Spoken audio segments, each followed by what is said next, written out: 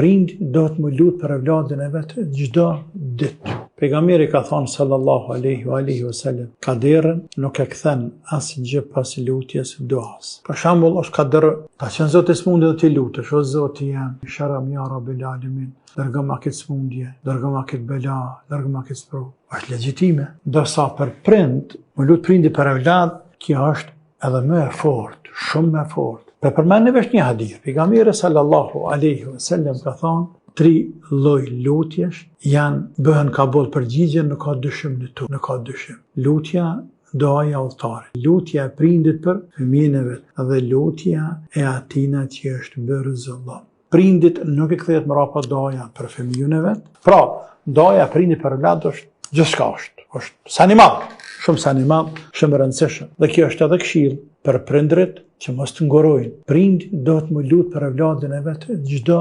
ditë. Çdo ditë. Evladin e lutet për prind çdo ditë. Rrallë evlad lutet. A prindi i shkret lutet për evlad. Pastaj doja e prindit pranohet për evlad. Doja e evladit nuk është patjetër pranuar për prind. Doja e prindit po. Kështu që ti lutet për evladin tënd e pranohet inshallah taala.